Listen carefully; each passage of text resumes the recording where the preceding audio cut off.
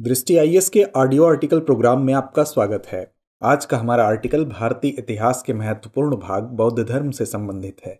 UPSC की प्रारंभिक और मुख्य दोनों परीक्षाओं में इस भाग से प्रश्न पूछे जाते रहे हैं। यह आर्टिकल आपके उत्तर लेखन की गुणवत्ता बढ़ाने में सहायता करेगा। यह ऑडियो आर्टिकल सामान्य अध्ययन प्रश्न पत्र 1 के कला एवं संस्कृति खंड से जुड़ा है। तो आइए आर्टिकल की शुरुआत करते हैं।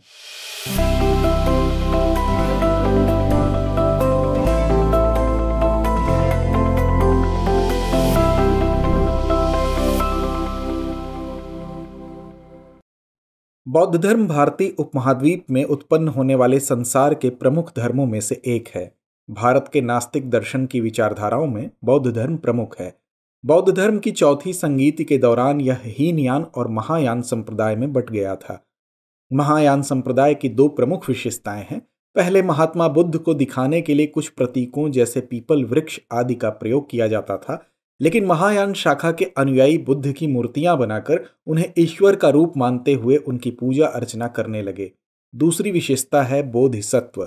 बोधिसत्व महायान संप्रदाय की प्रमुख अवधारणा है। बोधिसत्व से मतलब है जो बोधि प्राप्त करने की राह पर है, एक ऐसा व्यक्ति जो बुद्ध होना चाहता है। बोधिसत्व सभी प्राणियों को प्रबोध के मार्ग पर चलने के लिए सहायता करने हेतु स्वयं के निर्वाण की प्राप्ति में विलंब करता है।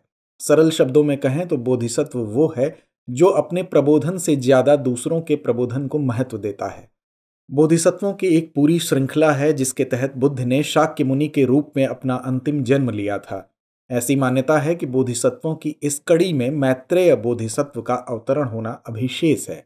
पाली ग्रंथों में बुद्ध को अलौकिक पुरुष नहीं माना गया है, बल्कि ऐसा माना जाता है कि उनका जो अलौकिक ज्ञान था वह विभिन्न जन्मों में उनके द्वारा स्वयं के प्रयास से अर्जित किया गया था। इससे बोधिसत्व की संकल्पना को बल मिलता है। पाली एक प्राचीन भाषा है। इसकी उत्पत्ति उत्तर भारत में मानी जाती है। पाली का प्रयोग प्राकृत के आद्य या पुराने रूप का संकेत करने के लिए किया जाता है। बुद्ध के काल में यह आम लोगों की भाषा थी, इसलिए भगवान बुद्ध ने अपना संदेश लोगों तक पहुंचाने के लिए इसी भाषा का उपयोग किया। जातक कथाओं के मुताबिक बोधिसत्व मनुष्य रूप में भी हो सकते हैं और पशुओं के रूप में भी। गौरतलब है कि जातक कथाएं भगवान बुद्ध के पूर्व जन्म की कहानियां हैं। बौद्ध धर्म को 3 प्रमुख संप्रदायों में विभाजित किया गया है: थेरवाद, महायान और वज्रयान। उल्लेखनीय है कि थेरवाद का हीनयान संप्रदाय द्वारा प्रमुखता से पालन किया जाता है। आइए अब विस्तार से इन तीनों संप्रदायों पर चर्चा करते हैं।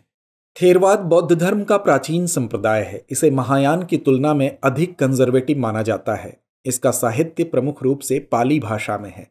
इसमें साधक स्वयं की मुक्ति के लिए प्रबोधन प्राप्त करना चाहता है। इसमें बुद्ध के जीवन और प्रारंभिक शिक्षाओं पर जोर दिया जाता है। वहीं महायान संप्रदाय बौद्ध धर्म के इतिहास का एक प्रमुख आंदोलन है। इसकी उत्पत्ति उत्तर भारत में हुई थी। इसके नियम और आचार व्यवहार हीनयान की अपेक्षा अधिक सौम्य हैं। लोगों के लिए इनका पालन करना हीनयान की अपेक्षा अधिक आसान है। इसमें हीनयान के अरहत की बजाय बोधिसत्व की संकल्पना को प्रमुखता दी गई। वहीं अगर वज्रयान संप्रदाय की बात की जाए तो यह प्रमुख रूप से तिब्बत से संबंधित है। इसे तांत्रिक बौद्ध धर्म भी कहा जाता है। इसके अन्य नाम मंत्रयान और गुह्य मंत्रयान हैं। बौद्ध धर्म के इतिहास में वज्रयान का उल्लेख महायान के अनुमानिक चिंतन से व्यक्तिगत जीवन में बौद्ध विचारों के पालन तक की यात्रा के लिए किया गया है। लेकिन सवाल है कि बौद्ध धर्म के अलग अलग संप्रदायों में बोधिसत्व की संकल्पना क्या है। सबसे पहले बात करते हैं थेरवाद की। थेरवाद संप्रदाय में अरहत की प्राप्ति पर जोर दिया जाता है। अरहत वे संपूर्ण व्यक्ति होते हैं जो प्रकृति की वास्तविकता और सत्यता हासिल कर लेते हैं।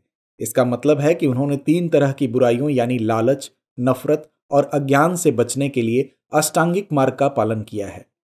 साथ ही निर्वाण को प्राप्त कर लिया है। निर्वाण का अर्थ है बार बार जन्म मरण के चक्र से मुक्ति।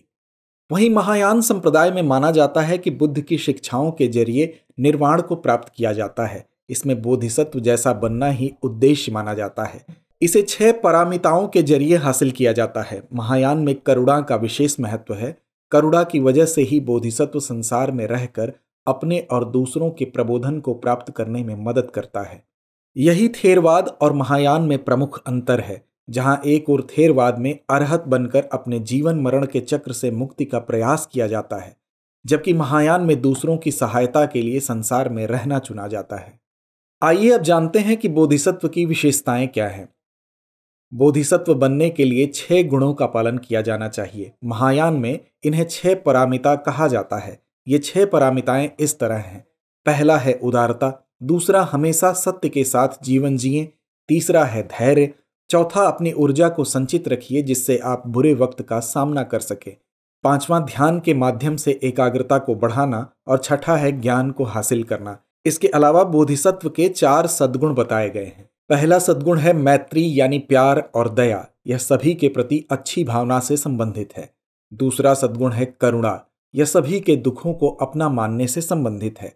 तीसरा सद्गुण है मुदित, यह दूसरों के सुख में खुश होने से संबंधित है। चौथा है उपेक्षा यानी समभाव, यह दूसरों के प्रति समान भाव रखने से संबंधित है। इसके अतिरिक्त महायान में बोधिसत्व की आध्यात्मिक प्रगति के भी चरण बताए गए हैं। इन चरणों को भूमि या विहार कहा जाता है। इसका वर्णन 10 भूमिका सूत्र में किया गया है। पहला चरण है प्रमुदित, इसमें बोधिसत्व बनने की शुरुआत होती है। व्यक्ति यह जानकर आनंदित होता है कि वह प्रबोधन प्राप्त करेगा और दूसरों के प्रबोधन में मदद करेगा। दूसरा चरण है विमल, यह दुर्गुणों से मुक्ति की प्रक्रिया है। तीसरा चरण है प्रभाकारी, इसमें बोधिसत्व अपने धर्म से दूसरों को प्रकाशवान करता है। चौथा चरण है अरिष्मति, इसमें बोधिसत्व दूसरों की बुराइयों और अज्ञान को ग्रहण करता है। पांचवा चरण है सुदूर जय, इसमें बोधिसत्व इतना परिपक्व हो चुका होता है कि वह सांसारिक बंधनों में नहीं फंसता। छठा चरण है अभिमुखी, इसमें बोधिसत्व निर्माण की ओर गमन करता है। सातवां चरण है दूरण गामा, इसमें बोधिसत्व एक लंबी यात्रा तय कर चुका होता है। आठवां चरण है अकाला, यह इस पथ से न हटने के संकल्प से संबंधित है। नवां चरण है साधुमति, यानी सभी के प्रति अच्छी भावना रखने से संबंधित है। 10वां और आखिरी चरण है धर्म मेघ, यह सार्वभौमिक सत्य की प्राप्ति से संबंधित है। महायान संप्रदाय में कई बोधिसत्व का अस्तित्व है। आइए जानते हैं बोधिसत्व के प्रमुख प्रकार कौन कौन से हैं। पहले बोधिसत्व हैं अवलोकितेश्वर, भौतिक दृष्टि से यह सबसे प्रधान बोधिसत्व हैं। इन्हें पद्म पाणि भी कहा जाता है। इनका विशेष गुण दया है। ये कल्याण का सबसे आदर्श रूप दिखाते हैं। ये दूसरों की मदद के लिए स्वयं बुद्ध नहीं बनते। भारत में अजंता की गुफा में इनकी पेंटिंग है। दूसरे प्रमुख बोधिसत्व हैं मंजूश्री। इनका प्रमुख काम है बुद्धि को निखारना। इन्हें हाथ में खड्ग लिए दिखाया गया है जो कि अज्ञानता का नाश करती है। इनके दूसरे हाथ में एक किताब है जिसमें 10 पारमिताओं का वर्णन है। तीसरे प्रमुख बोधिसत्व हैं वज्रपाणि। ये तुलनात्मक रूप से कठोर बोधिसत्व हैं। ये पाप और असत्य के शत्रु हैं। इनके हाथ में वज्र है। चौथे प्रमुख बोधिसत्व हैं मैत्रेय। ये भावी बोधिसत्व हैं, यानी ये भविष्य में अवतरित होंगे। पांचवें प्रमुख बोधिसत्व हैं क्षितिगर्भ। इन्हें नरक का नियामक माना जाता है। निष्कर्ष तौर पर यही कहा जा सकता है कि बोधिसत्व हमें जीवन को सही तरीके से व्यतीत करने की प्रेरणा देते हैं। बोधिसत्व के रूप में उन्होंने करुणा और प्रेम जैसे सद्भावों से लोगों का परिचय कराया और उन्हें मुक्ति के मार्ग में आगे बढ़ने की राह दिखाई। तो व्यूअर्स, आज की चर्चा के लिए इतना ही। चलिए चर्चा को विराम देते हुए नोट कर लेते हैं आज का सवाल। बोधिसत्व क्या है, इसमें भूमि की अवधारणा का वर्णन कीजिए। डियर व्यूअर्स, अपने एग्जाम की तैयारी को और बेहतर करने के लिए हमारे चैनल को लाइक, शेयर और सब्सक्राइब करना न भूलें।